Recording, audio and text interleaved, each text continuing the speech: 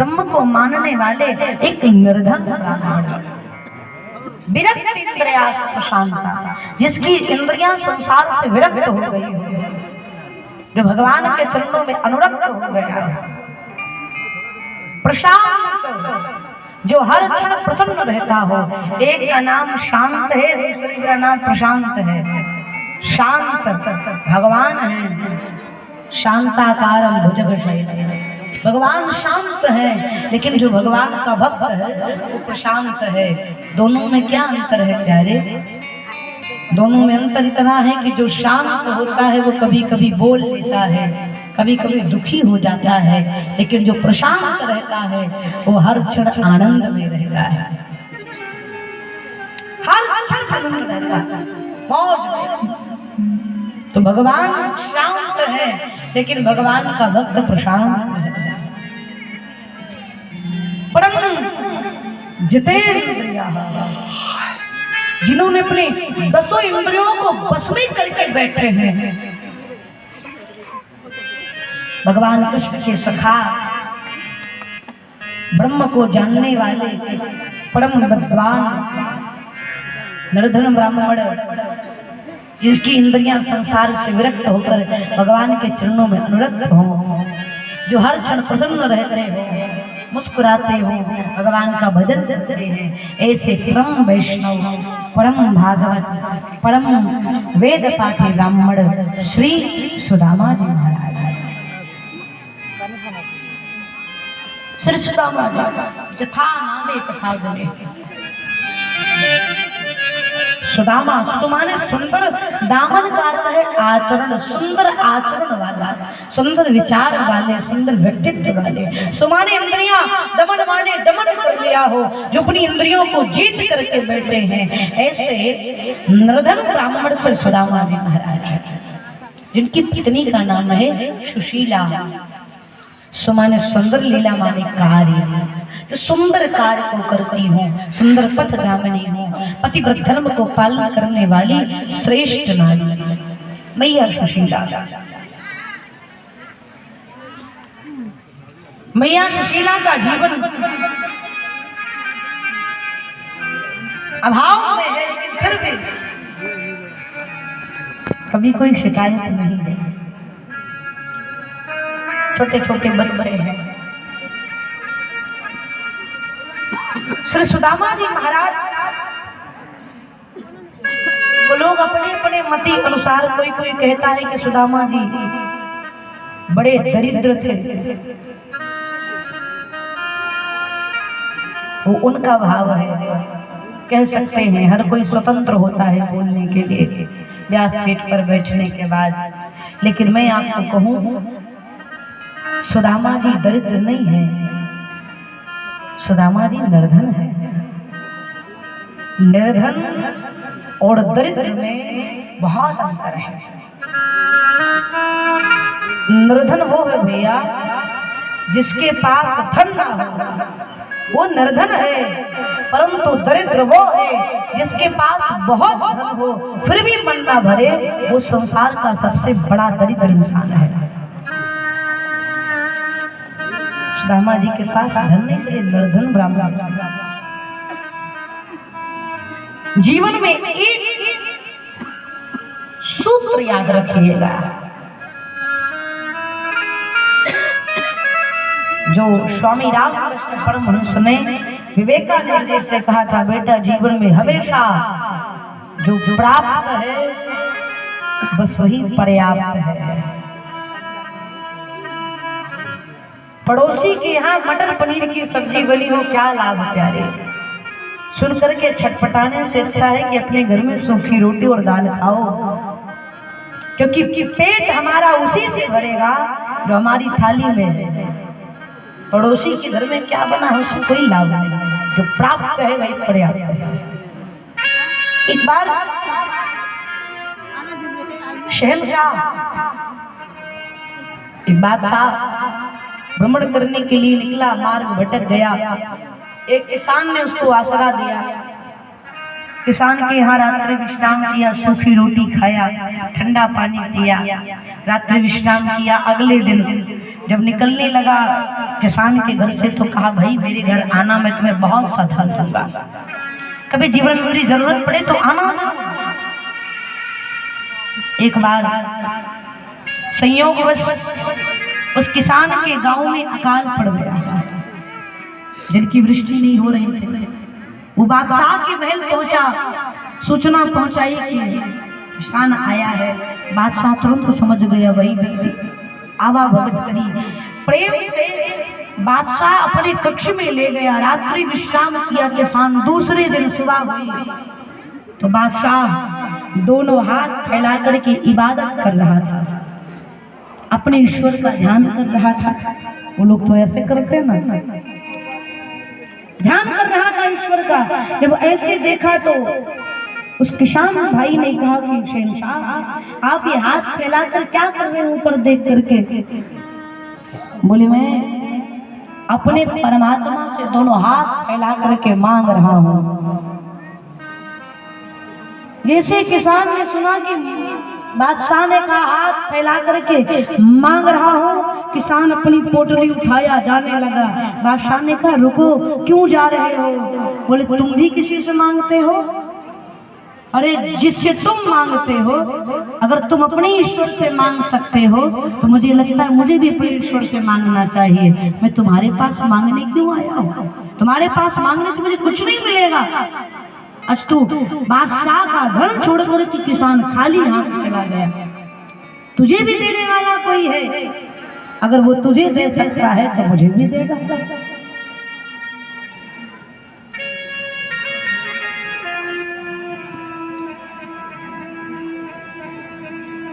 अभाव और प्रभाव में बहुत अंतर है। अभाव वो जो जीवन को निरस बना देता है, लेकिन प्रभाव वो जिसके आने के बाद दिखना बंद हो जाता है। चकाचौंध इतनी तगड़ी हो जाती है कि सही और गलत का भेद करना हम भूल जाते हैं। और जितना प्रभाव बढ़ेगा उतनी ही ज्यादा तरीके से लोभ बढ़ेगा। एक व्यापारी धन लेकर के जा रहा था, नाव में बैठा, नाव चलाने वाला केवल नाव चला रहा था। व्यापारी बहुत सा धन लिया था, नाव पे रखा था। अचानक लहर इतनी तीव्रता से बढ़ी कि नाव डगमगाने लगी। केवट ने व्यापारी से पूछा क्या रखे हो इस गठरी में, पोटली में? बोले धन है। बोले काम करो, इसको तुरंत नदी में फेंक दो वरना हम डूब जाएंगे।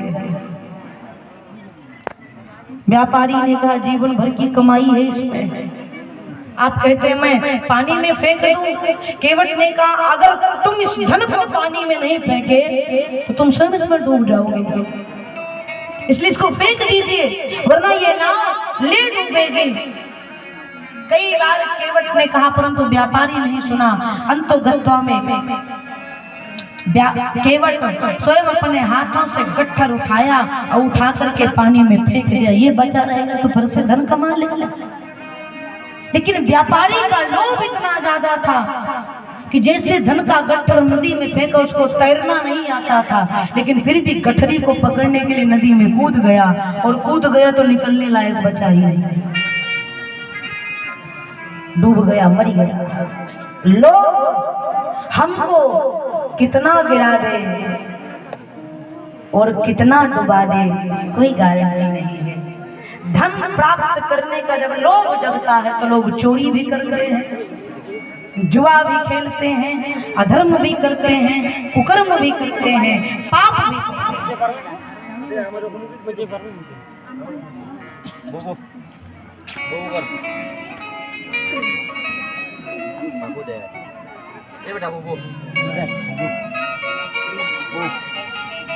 आज विश्राम दिवस है, आज मेरी विनती सुन लो, थोड़ी सी शांति की व्यवस्था बना दो भैया। हमें चहल पहल बिल्कुल प्रिय नहीं है।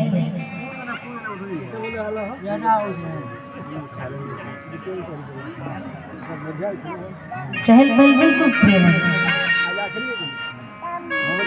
एक समय में एक काम करना चाहिए। एक समय में अगर दो कार्य करेंगे तो एक को सफल नहीं होगा, न ये न वो। इसलिए प्रार्थना है एक समय पर केवल एक कार्य करें। बोलो वृंदावन बिहारी लाल की। ब्राह्मणो ब्रह्मवित्तमः विरक्त इंद्रियास्त प्रशांत शांत आत्मा जितेंद्रिय। जीवन में बड़ा अभाव है, बहुत अभाव है। सुदामा जी त्रिकाल संध्या करते, भजन करते, सुशीला मैया जाके किसी के यहाँ से भिक्षा लेकर के आती तो भूखी रहती।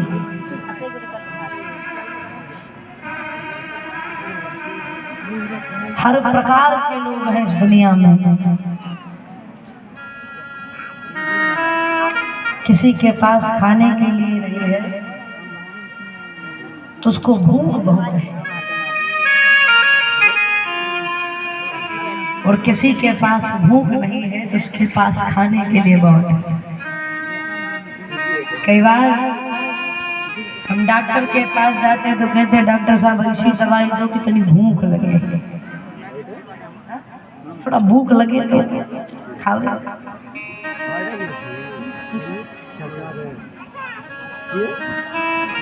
आज दुनिया में कितने माता पिता हैं जो अपने बच्चों के पीछे पात्र में भोजन लेकर के दुलार दुलार कर लाड लाड कर खिलाते, बेटा कुछ तो खा ले, कुछ तो खा ले। और दुनिया में कई माँ बाप ऐसे हैं जो भगवान से ही प्रार्थना करते हैं कि कहीं मेरा बच्चा मुझसे आकर ये ना कह दे माँ भूख लगी है। अगर वो कह दिया कि मुझे भूख लगी है तो मैं उसे खिलाऊंगा क्या। किसी के पास भूख है तो भोजन नहीं है, किसी के पास भोजन है तो भूख नहीं है। कल मोबाइल पर एक फोटो आई थी, एक प्लेट था, उसमें चित्र बना था कि कई लोग प्लेट की तरफ हाथ फैलाए हैं और प्लेट में कुछ भोजन शेष था। बनाने वाले का हुनर देखो, कुछ भोजन उसमें बचा हुआ था बीच में, और कई लोग चारों तरफ से हाथ फैला फैला करके उसको मानो छूना चाहते हैं, प्राप्त करना चाहते हैं। उसका आश्रय ये था कि जो हमारे आपकी थाली में बचा है उसको पाने के लिए दुनिया में बहुत से लोग हाथ पर पटक रहे हैं, लालायित हैं कि अगर कुछ मिल जाए तो खा करके क्षुधा को शांत किया जाए। सुदामा जी का जीवन उसी प्रकार से है। इतना अभाव है मेरे प्यारे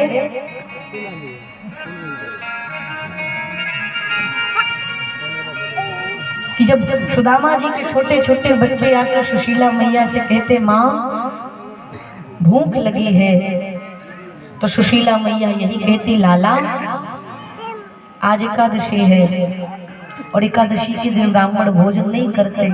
बच्चे भी समझ जाते, मैया ने कह तो दिया आज एकादशी है, लेकिन अब द्वादशी कब आएगी कोई गारंटी नहीं है, क्योंकि कितने दिन तक केवल जल पी करके क्षुधा को शांत करना पड़ेगा, कोई भरोसा नहीं। सुदामा जी की कुटिया है, कुटिया में जब धूप निकलती है तो सारा धूप घर के भीतर, अगर बादल गरजते हैं ना तो मैया सुशीला भयभीत हो जाती है। ये बादल गरज रहे हैं, बरसेंगे, और अगर बरसेंगे तो मैं अपने बच्चों को लेकर ठहरूंगी कहाँ? इस बरसात के जल से बचूंगी कैसे? दुनिया में कई लोग हैं, बरसात होती है तो छत पर बैठ करके, पोर्च में बैठ करके चाय और पकौड़ी खाते हैं। दुनिया में बहुत सारे ऐसे लोग हैं कि बरसात होती है ना तो छोटे छोटे बच्चों को लेकर किसी वृक्ष के नीचे छुपने का प्रयास करते हैं। भगवान ने जो दिया है उसके लिए भगवान को धन्यवाद करना चाहिए। धन्यवाद करना चाहिए। भूख क्या है, अभाव क्या है, इसके जीवन में हुआ वो जान जाता है।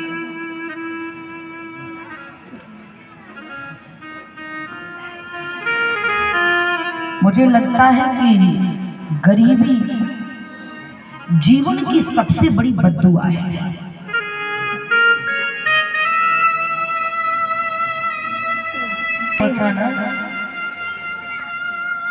वहां स्टेटस के हिसाब से सम्मान मिलता है।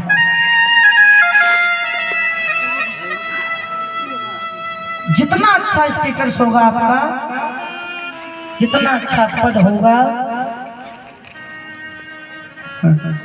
उतनी अच्छी कुर्सी मिलेगी। लेकिन जहां प्रेम होता है वहां पर ये मायने नहीं रखता। सुदामा जी का जीवन अभावपूर्ण है, लेकिन इसके बाद भी कभी भगवान से शिकायत नहीं किया। कभी नहीं कहा कि प्रभु आपने मुझे दिया नहीं।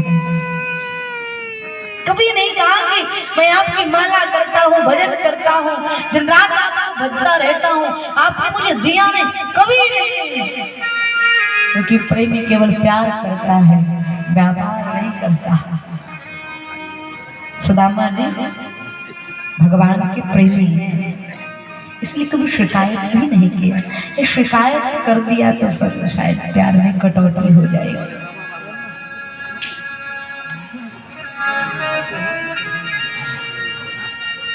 और कहो आप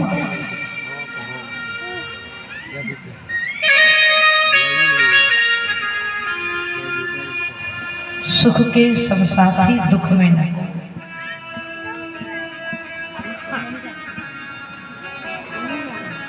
लेकिन सुदामा महाराज ऐसे हैं जिन्होंने भगवान को अपना मित्र नहीं बनाया, बल्कि भगवान ने सुदामा को अपना मित्र। कृष्ण सीध सखा कश्यप। सुदामा के एक मित्र द्वारिकाधीश कृष्ण हुए, ये आपको कहीं नहीं लिखा मिलेगा। भगवान कृष्ण के एक मित्र सुदामा हुए, ये आपको हर जगह मिलेगा, और बहुत अंतर है इसमें। सुदामा के मित्र कृष्ण होते, ये प्रभाव होता, लेकिन भगवान के मित्र सुदामा हुए, ये भाव है, ये समर्पण है, ये शरणागति है। जब भगवान शामदेवनी ऋषि के आश्रम में शिक्षा ग्रहण कर रहे थे तो सुदामा से भेंट हुए। सुदामा बड़े प्रेम से भगवान का आवाहन किए, स्वागत किया, अभिवादन किया। भगवान ने कहा कि सुदामा मुझे भूख लगी है। सुदामा ने कहा कि अभी तो मेरी कुटिया में कुछ खाने के लिए नहीं है, हाँ जल है। सुदामा जी गए, मटकी से जल निकाला और शीतल जल लाकर के भगवान को पिलाया। भगवान ने जैसे सुदामा के हाथ से जल पिया, मन ही मन में भगवान ने सोचा मैं तो सुदामा का ऋणी हो गया, इसने मुझे जल दिया, अब मेरा कर्तव्य है कि मैं भी इन्हें कुछ प्रदान करूं। आज के बाद मैं आपको अपना मित्र स्वीकार करता हूं, आप मेरे मित्र बनेंगे। सुदामा जी के नेत्र सजल हो गए, बोले प्रभु मित्रता बराबरी की होती है और मैं इस योग्य नहीं। जीवन में मैं गिरूंगा तो आप तो मुझे संभाल सकते हैं, लेकिन शायद आपको संभालने की योग्यता मुझ में नहीं है। कभी मेरी जरूरत पड़ गई तो मैं आपको सहायता नहीं कर पाऊंगा भगवान। भगवान कहते चिंता मत करो, मैं तुम्हें वचन देता हूँ जीवन में मैं कभी तुम्हारी मित्रता की परीक्षा नहीं लूंगा, कभी नहीं।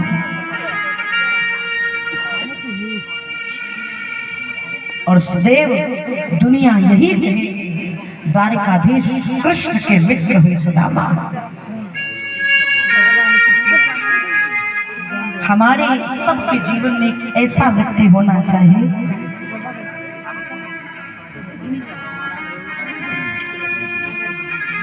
जो कभी कभी सर पर हाथ रख करके, कंधे पर हाथ रख करके, हाथों में हाथ लेकर ये कहे तो चिंता मत करना, मैं हूं ना, बस। अगर कोई ये कहने वाला है कि तू चिंता मत करना मैं हूं, बस ये शब्द शरीर में ऊर्जा प्रदान करती है। तो भगवान हमेशा सुदामा जी के साथ रहते थे। मित्र जीवन में बहुत आवश्यक है, बहुत।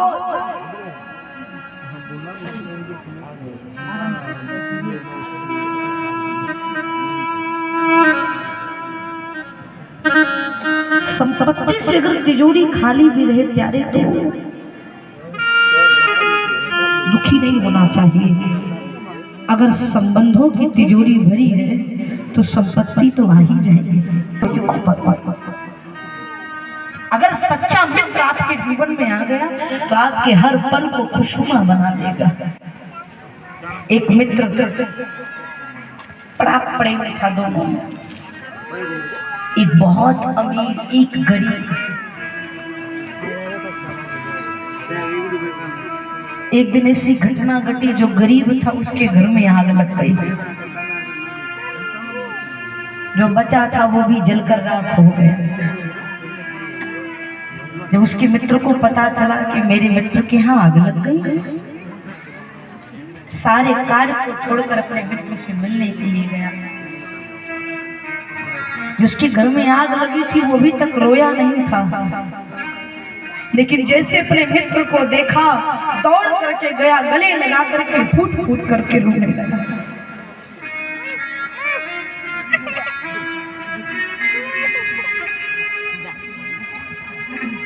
जब वो रोने लगा तो उसने सर पर हाथ फेर करके कहा कि रोता क्यों है, मैं हूं ना। अच्छा एक बात बता, क्या क्या जला? जिसके घर में आग लगी तो उसने कहा भाई मुझे छोड़ करके मेरा सब कुछ जल गया, मैं ही बचा हूं, बाकी सब कुछ जल गया। उसके मित्र ने मुस्कुरा करके उसकी आंखों के आंसू से पूछते हुए कहा तेरा सब कुछ जला होगा, लेकिन अगर तू बचा है तो फिर मेरा जला ही क्या है, सब कुछ मेरे पास है, तू है तो सब है। ये समर्पण है प्यारे, ये संबंध है, इसका निर्वाह करना सीखिए। सुदामा जी का जीवन भावपूर्ण। मैया सुशीला के शरीर पर एक सूती साड़ी रहती थी, दूसरा कोई वस्त्र नहीं था। स्नान करके जब बैठती थी, जब वस्त्र सूख जाता था तब गृह कार्य करती थी। बच्चों के शरीर पर कपड़े नहीं, कॉपिन को छोड़कर ठंडी में बच्चे ठिठुर रहे हैं, मैया सुशीला रुदन करती हैं। एक दिन देखा कि अर्धरात्रि को बच्चे ठंड के मारे ठिठुर रहे हैं, शरीर कांप रहा है। मैया गई चूल्हे के राख लेकर के आई और बच्चों के शरीर में लगा दिया, कुछ तो गर्माहट मिले। इतना लेकिन कभी भी सुदामा जी भगवान से कोई शिकायत नहीं, प्रभु आपने क्यों नहीं दिया, ऐसा क्यों कर रहे, कभी नहीं।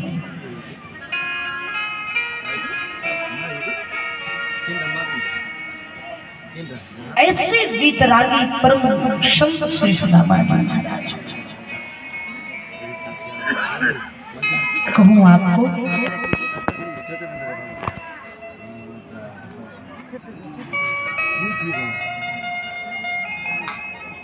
श्री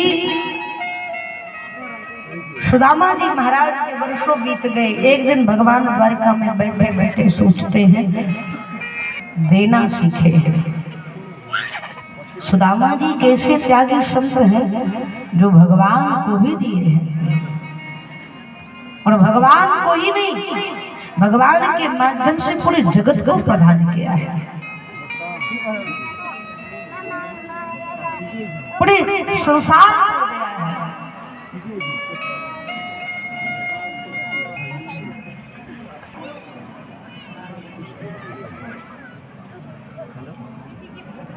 सुदामा जी के जीवन में सुख था या दुख, हर क्षण भगवान का धन्यवाद करते थे और प्रसन्न रहते थे। जब तक थोड़ी शांति की व्यवस्था बने तब तक 2 बार गालो। और एक बड़ी सुंदर पंक्ति, बड़ी मार्मिक पंक्ति, भक्त की रजा कैसी होनी चाहिए, भक्त की इच्छा कैसी होनी चाहिए।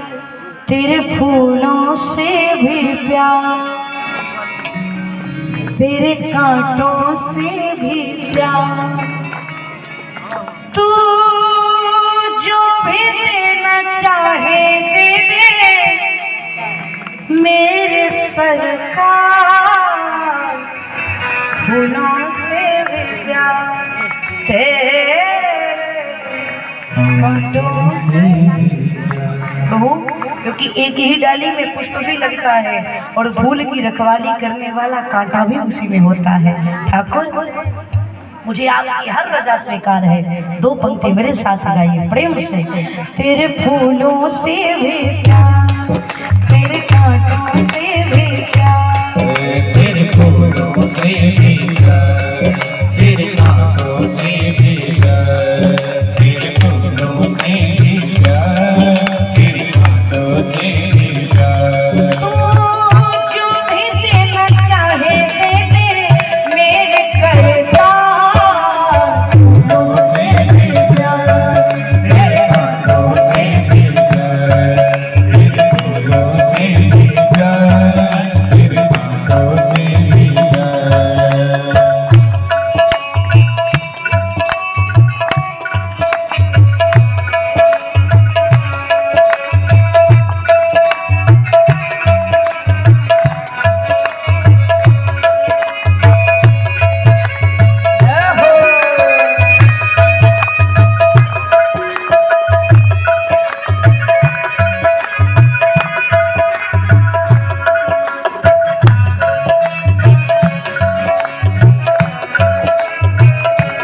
हमको दोनों है पसंद, तेरी धूप और छाँव। हमको दोनों ही पसंद तेरे धूप और छाँव।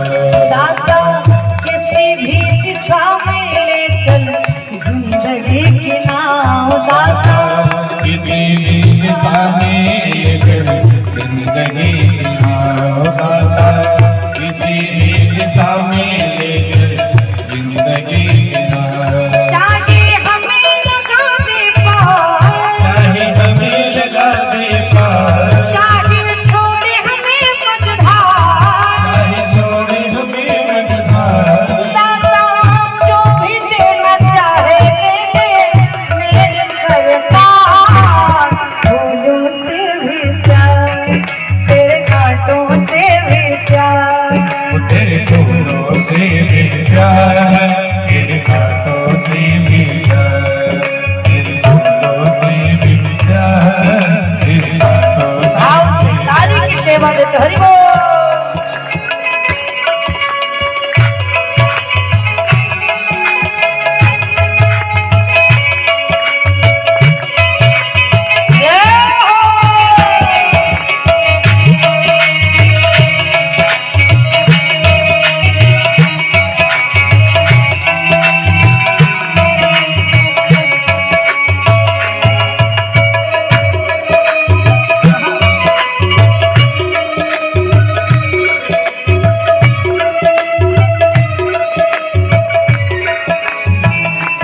चाहे सुख दे या दुख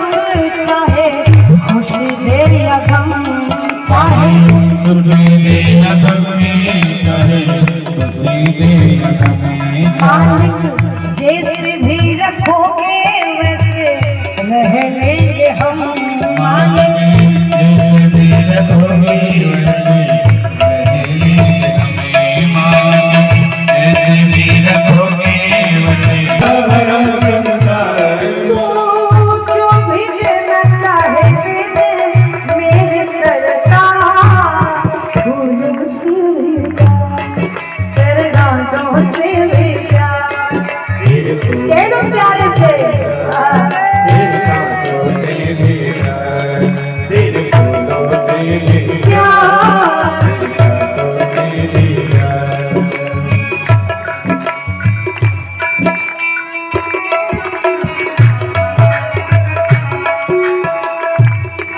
हमने जो सोचा वो हो जाए तो खुशियां मनाइए। भाई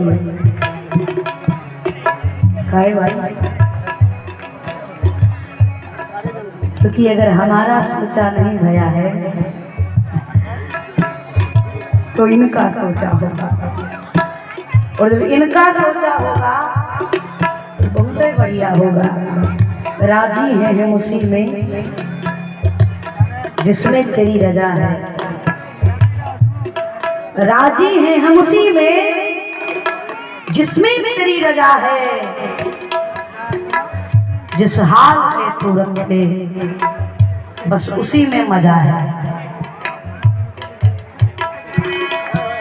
न सही चाहता हूँ न गलत चाहता हूँ, जो तुम चाहते हो वही चाहता हूँ। प्रभु तेरी हाँ में मेरी भी हाँ है, तुम्हारी नहीं मैं नहीं चाहता हूँ। तेरी मराराज तेरी मर्जी विधाता मर्जी विधाता दुनिया चाहे हमसे रूठे तू ना हो नाराज। दुनिया चाहे हमसे रूठे तो होगा नाराज। दुनिया चाहे हमसे रूठे तो होगा नाराज। तुझे बंधन है बार बार, तुझे बंधन है बार बार। तू जो भी देना चाहे दे दे मेरे सरकार। एक बार सभी भक्त हाथ खड़ा कर दो, ठाकुर से कह दो प्यारे तेरे फूलों से भी प्यार, तेरे गांठों से भी प्यार, तेरे फूलों से भी प्यार, तेरे कांटों से भी प्यार, तेरे फूलों से भी प्यार, तेरे गांठों से भी प्यार, तेरे फूलों से भी प्यार, तेरे कांटों से भी प्यार, तेरे फूलों से भी प्यार, तेरे गांठों से भी प्यार, तेरे फूलों से भी प्यार, तेरे गांठों से भी प्यार। तू जो भी देना चाहे दे दे मेरे सरकार। फूलों से भी प्यार। आप सभी स्वतंत्र हैं, प्रयास करिए बैठे आगे आपकी इच्छा। बोल वृंदावन बिहारी लाल की। आइए जगन्नाथ की इस पावन का भजन वर्षा सिंह बरिया जी की एक बार के लिए जोरदार ताली बजा करके आप लोग सब बच्चे आमंत्रित करते हैं। आपने सहयोगियों के साथ मंच पे पधारे। पूज्य देवी जी से व्यासपीठ से आशीर्वाद ग्रहण करें। पदमपुरी विधायिका वर्षा सिंह बरिया जी अपने सहयोगियों के साथ मंच पे पधारे। पूज्य देवी जी से विश्राम दिवस से उपस्थित हुई है। वर्षा सिंह बरिया पदमपुरी विधायिका जी हमारे बीच में, उनका स्वागत करें, वंदन करें।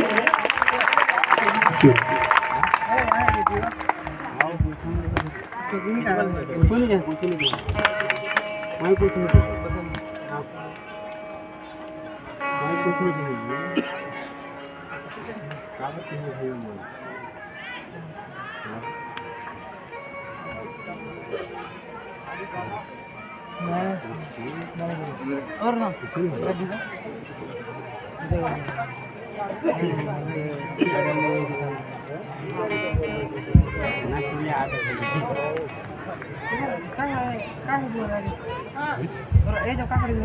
अरे सुनो मेरी जी नहीं वो ये जो बोल रहा है देखे वाले कौन भी सुना चाहिए भगवत गीता पढ़ा ना तो बोली है ना भगवत गीता पढ़ा कोई भी पढ़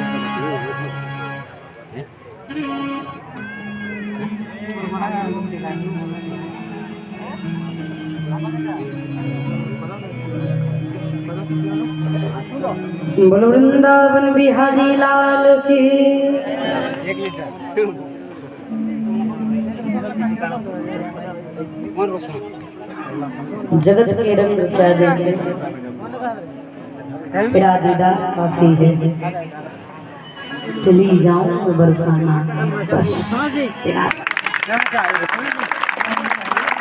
माँ का समय सही में लगूंगा क्या दिएगा माँ का समय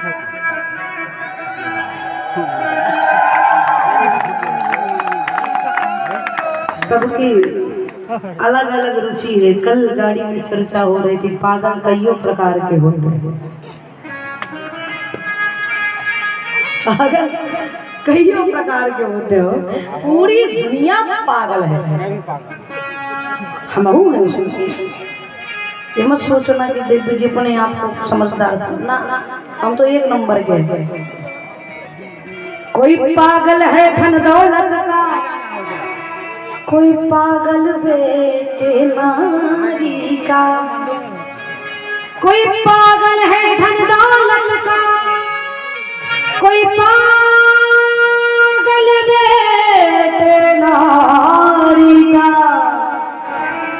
सच्चा पागल तो वो है अलमा के बिहारी का। ओरिजिनल पागल वही ठाकुर जी के प्रेम में। यहाँ पर जितने लोग बैठे सब ठाकुर की।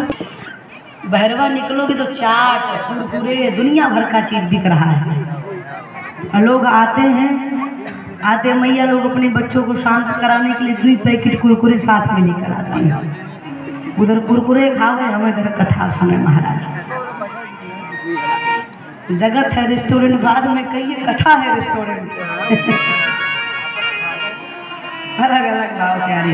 एक बार प्यार से उच्च स्वर में जय घोष करेंगे, बोले बाके बिहारी लाल की। श्री सुदामा जी महाराज, सुदामा जी के जगत को दिया। लोग अपनी अपनी इच्छाओं अनुसार, अपनी अपनी धारणाओं के अनुसार, अपने अपने विवेक के अनुसार चरित्र को चरितार्थ करते हैं। सुदामा जी गरीब हुए, सुदामा जी निर्धन हुए, उसका कारण सिर्फ इतना था, लोग कहते हैं कि सुदामा जी ने भगवान से चोरी की। भगवान के हिस्से का चना खा गए, इसलिए निर्धन हो गए। लोग कहते हैं सर, परंतु मैं इस बात से सहमत नहीं। अगर चोरी करने वाले व्यक्ति को भगवान मिलने लगे, लोग माला छोड़ करके लोग चोरी करना शुरू कर देंगे। चोरी करो, भगवान जल्दी मिल जाएंगे। भगवान कहते हैं निर्मल जन मन सो पावा मोहि। राम को छल कपट प्रिय नहीं है। परमा भी सुनते हैं कि सुदामा जी ने चोरी करी, छल किया भगवान से, तो निर्धन हो गए। भला सुदामा जी ने चोरी नहीं की, सुदामा जी ने तो त्याग किया। सुदामा में बैठे चरणों को धोए वो साधारण भक्त नहीं हो सकता। कथा आती है कि सुदामा जी निर्धन कैसे हुए। सुदामा जी के निर्धन हो, सुदामा जी का चरित्र भागवत में बहुत संक्षेप है, लेकिन गर्ग संहिता, भागवत नवमी, श्री नरोत्तम दास जी की लेखनी आज संतों के भाव को किसी नगर में एक ब्राह्मणी बैठी थी, नारायण की उपासना करती निर्धन थी। जीवन में बड़ा भाव था, लेकिन भगवान का भजन करती भिक्षा में जो मिल जाता उसी को पाती भगवान को भोग। न पाने का डर, न पाने की चाह, न खोने का डर, मस्त रहते थे। एक दिन के बाद एकादशी था, रखा था तो लगा कि कल द्वादशी है, कल ठाकुर जी को सो भिक्षा में उसे कुछ मुट्ठी चने मिले। चने को लाई, पोटली बना करके कुटिया में मटकी थी, मटकी के भीतर रख करके मटकी कल सुबह होते ही ठाकुर जी को भोग लगाऊंगी इसी चने से। ऐसा संयोग भगवान की ऐसी कृपा कि उस दिन नगर में चोर आए, मैया की कुटिया में प्रवेश किया तो कुछ नहीं मिला। तो रात्रि का समय था, उस मटके में हाथ डाला तो चने की पोटली मिली। तो उसको लगा कोई कीमती मोती रखी है इसमें। कीमती मोती समझ करके पोटली छुपाया, वो छुपा कर चल दिया।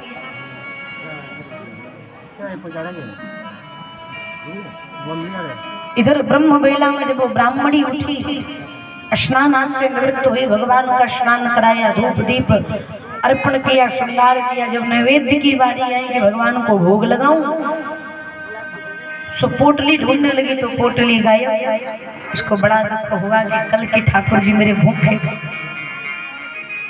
अब ठाकुर जी को भोग कैसे लगाऊं? भिक्षा मांगने के लिए जाऊंगी तो बड़ा विलंब होगा, मेरा लाला कितनी देर तक भूखा रहेगा। और इस वेदना में डूब करके आवेश आ गया, और आवेश में आकर उस ब्राह्मणी ने श्राप दे दिया, जो मेरे चने को खाएगा वो निर्धन हो जाएगा। श्राप। अब चोर तो अनविज्ञ है, फलस्वरूप वह चोर जब नगर से निकला तो आश्रम दिखाई दिया। कुटिया के सन्निकट पहुंचा, वो ऋषि संदीपनी की कुटिया थे। संदीपनी ऋषि की कुटिया में पहुंचा तो ऋषि पत्नी से आग्रह किया कि माँ प्यास लगी है। तो ऋषि पत्नी ने सोचा राहगीर है, प्यासा है। मैया गई, जल पात्र लेकर के आई, जल पिलाया, अंजल में जल पिया। तो सोचा जब जल से तृप्ति हुई तो उसको लगा कि मैं एक ऋषि पत्नी के हाथ से जल पिया हूँ तो बदले में कुछ तो देना चाहिए। चोर ने सोचा कि काम करता हूँ, पोटली खोलकर देख लेता हूँ, इसमें से कुछ मोती दे दूंगा मैया को। अब पोटली खोला तो उसमें चना दिखा। चोर सोचने लगा ये मेरे किस काम का। सो श्रापित चना पूरा का पूरा उठा करके मैया के आंचल में डाल दिया। जो श्रापित चना था उसे ऋषि पत्नी की आंचल में डाल करके चोर चला गया।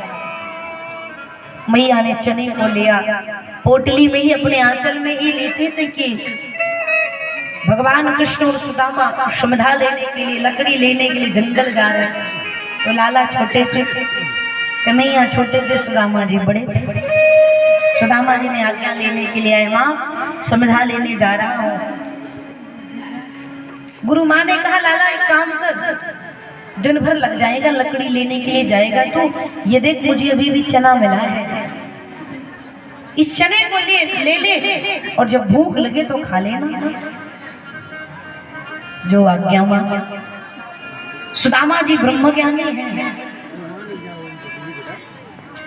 जैसे ही चने की पोटली सुदामा के हाथ में आई, स्पर्श होते ही सुदामा जी समझ गए, अरे ये तो श्रापित चना है, इसमें तो श्राप मिला है, जो चने को खाएगा वो निर्धन हो जाएगा। अब सुदामा जी धर्म संकट में, अगर मैं लौटा दूंगा तो गुरु माँ की आज्ञा की अवहेलना हो जाएगी। माँ ने मुझे आदेश दिया ले जाओ खा लेना, अगर मैं लौटा दूंगा तो गुरु माँ के वचनों की अवहेलना हो जाएगी, और अगर मैं चने को खा लूंगा तो मैं निर्धन हो जाऊंगा। तो श्री रामचरितमानस की चौपाई कहती है, मात पिता गुरु प्रभु कै वाणी, बिनय विचार करहि सुभ जाने। इनकी बातों पर विचार नहीं करना चाहिए, तुरंत स्वीकृति दे दो, या तो पूछो मत, और पूछो तो वही करो जो कहा जाए। सुदामा जी ने कहा, मैं जीवन भर निर्धन रहूंगा, ये स्वीकार है, लेकिन माँ की आज्ञा का अवहेलना ना करो, ये कदापि नहीं हो सकता। सो पोटली को बगल में दबाया, समझा लेने के लिए चल गया। लकड़ी एकत्रित किया, कुटिया लौटने का समय हुआ तो आकाश मंडल से गर्जना होने लगी, जल की वृष्टि होने लगी। अब जल की वर्षा भई तो भगवान बचपन से ही कौतुकी थे, कूद कर वृक्ष पर चढ़ गए। सुदामा जी सीधे साधे ब्राह्मण बेचारे पेड़ के नीचे खड़े रहे। कुछ समय बीता तो जब जल थोड़ा शांत हुआ तो भगवान से श्री सुदामा से श्री ठाकुर जी ने कहा, भैया सुदामा, बड़ी जोर की भूख लगी है। अब सुदामा जी धर्म संकट में है, अब क्या करो? कृष्ण कहता है कि भूख लगी है और मेरे पास चना छोड़ करके दूसरी कोई वस्तु नहीं जो लाला को खिला सके। क्या करूं? सुदामा जी ने सोचा कि अगर ठाकुर जी चने को खाएंगे तो ये चना श्रापित है, और श्राप किसी को नहीं छोड़ता, चाहे भगवान हो चाहे इंसान हो। सुदामा जी ने सोचा, अगर ये श्रापित चना मैं द्वारिकाधीश कृष्ण को दे दूंगा, ये जगन्नाथ है, ये जगदीश है, संसार को देने वाले ये हैं। अगर ये श्रापित चने को खाकर निर्धन हो गए तो इनके साथ साथ जगत भी निर्धन हो जाएंगे। जो पूरी दुनिया को प्रदान करता है, अगर उसके पास ही नहीं रहेगा तो संसार को देगा क्या? पर संसार की दशा बिगड़ जाएगी। अस्तु सुदामा जी ने कहा, नहीं, ये चना कृष्ण को नहीं देना चाहिए। सुदामा जी ने पोटली को छुपा करके कहा, लाला, यहाँ पर तेरे खाने योग्य कुछ नहीं है, तेरे खाने योग्य कुछ नहीं है। और सुदामा जी पोटली खोल करके स्वयं उस श्रापित चने को खाए जा रहे हैं। और जब सुदामा जी चना खावे तो आंखों से आंसू बहे। इसलिए नहीं दुखी है कि मैं चने को खाकर निर्धन हो जाऊंगा, उससे बड़ा दुख तो सुदामा को इस बात का है कि मैं खा रहा हूं और मेरा मित्र कृष्ण भूखा है। लेकिन फिर अगले क्षण अपने मन को समझाते हैं, लाला, तो एक दिन भूखा है, तेरा मित्र सुदामा बर्दाश्त कर सकता है, लेकिन श्रापित चने को खाने के बाद तू जीवन पर्यंत भूखा रहे, ये सुदामा कदापि बर्दाश्त नहीं कर सकता। सो सुदामा जी ने उस श्रापित चने को खा करके अपनी जीवन की खुशियां भगवान के चरणों में अर्पण कर दिया। फलस्वरूप श्रापित चने को खाने के बाद सुदामा जी निर्धन ब्राह्मण बने और भगवान द्वारिका के राजा बने। अब कहिए, सुदामा जी ने त्याग केवल मित्र के लिए नहीं, अस्तु हमारी आपके लिए भी किया है। मेरे दाता के दरबार में अजब जलवा गिरी देखे, देते किसी को नहीं देखा, मगर झोली सबकी भरी देखी।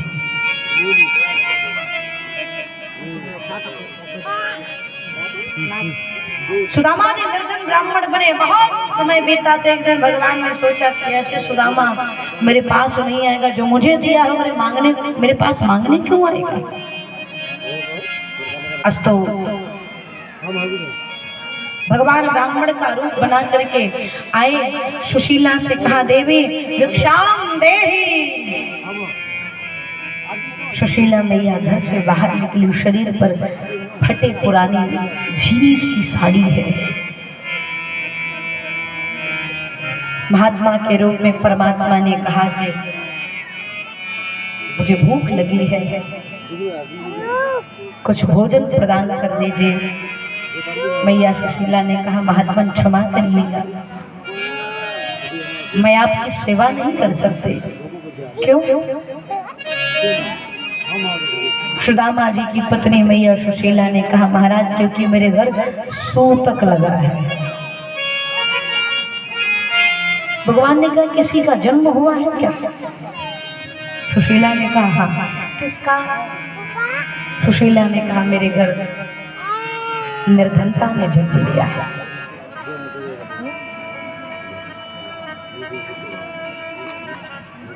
कई दिन से मेरे छोटे छोटे बच्चे भूखे हैं।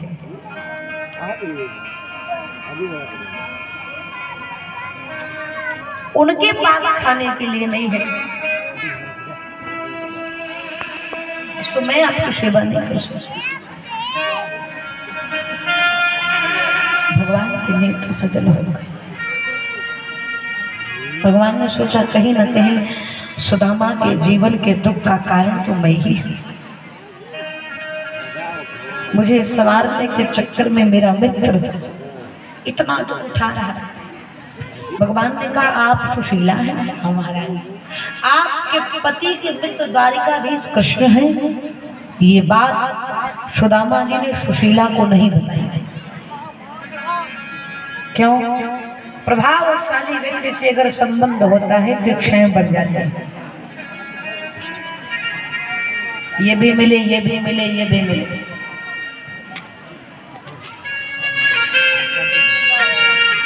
मैया ने सोचा, सुदामा जी ने सोचा कि अगर मैं कह दूंगा द्वारिकाधीश मेरे मित्र हैं तो कहीं सुशीला के मन में पाने की चाह न जग जाए, मांगना ना शुरू कर दे, इसलिए सुदामा जी ने बताया। भगवान गए। सायंकाल में जब सुदामा जी लौट करके आए तो सुशीला ने चरणों में प्रणाम किया, जल दिया। बोले स्वामी आपके मित्र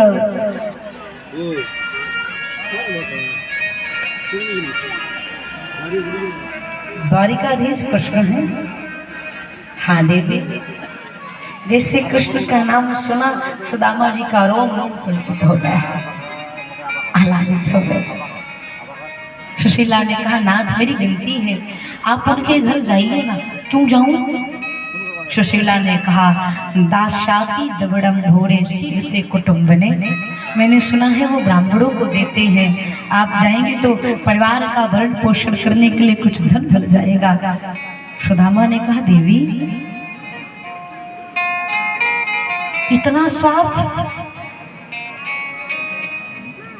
मैं अपने बचपन के मित्र से मिलने के लिए जाऊं तो ये इस अपेक्षा से कि वो मुझे कुछ प्रदान करे? नहीं सुशीला, नहीं।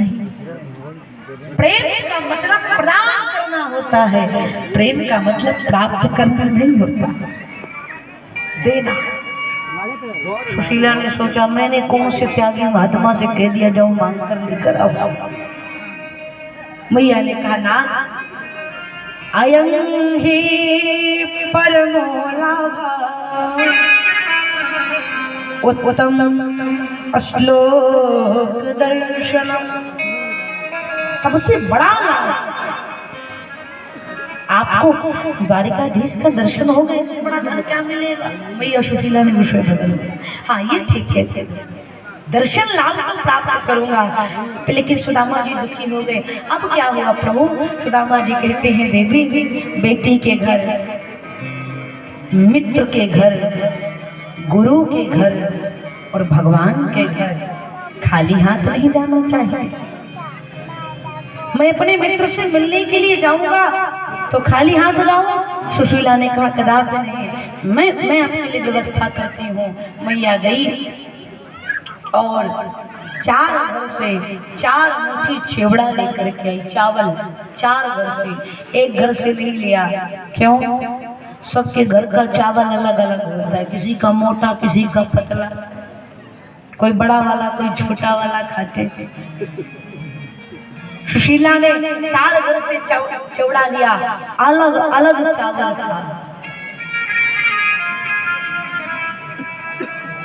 टोकरी में लेकर के आई और कहूँ इतना अभाव है सुशीला के जीवन में कि उस चने को बांधने के लिए जब वस्त्र ढूंढने लगे तो घर में कोई वस्त्र नहीं मिला, इतना अभाव है। सुदामा बनना तो शायद आसान भी है भैया, लेकिन सुशीला बनना बहुत कठिन है, बहुत।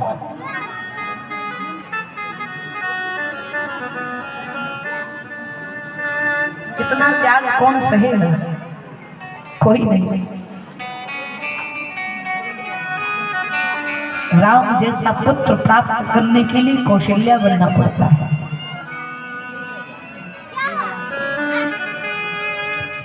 सुदामा जैसे महात्मा को प्राप्त करने के लिए सुशीला बनना पड़ता है। वस्त्र नहीं मिला। बाद में भैया सुशीला ने अपने साड़ी के आंचल के भाग को फाड़ा है, झीना सा वस्त्र था, उसमें कई परत किया, फिर चावल को रखा, पोटली बनाया और कहा नाथ ये पोटली मेरे प्रभु को प्रदान कर दीजिएगा। सुदामा जी भैया सुशीला के हाथ से पोटली को लिए और चल दिए। चरणों में पादुका नहीं है, शरीर पर झीना सा वस्त्र है, सर पर पगड़ी नहीं है, हाथ में लाठी लिए बिना पादुका के कृष्ण कृष्ण कृष्ण कृष्ण कहते हुए चली जा रहे हैं। ना भूख लगती है ना प्यास लगती है, ये जिंदगी अब उदास लगती है। कैसे आऊं तेरे दर पे ऐ कन्हैया, आस भी अब तो निराश लगती है।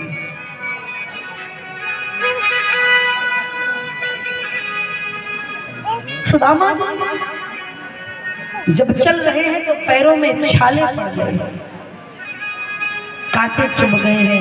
ये पंक्ति मुझे बड़ी प्रिय है। सुदामा जी कहते हैं छालों को देख करके चलते चलते हंसते हंसते पूछा पांव के छालों में, चलते चलते हंसते हंसते पूछा पांव के छालों ने, बस्ती कितनी दूर बसा ली दिल में रहने वालों ने। प्रभु कहाँ हैं आप? सुदामा जी खोज रहे हैं। मित्र सुदामा दर दर भटके, मेरे सुदामा दरी दरी भटके, मेरे सुदामा दरी दरी भटके। कहाँ है मुरली वाला हो, कहाँ है बंसी वाला,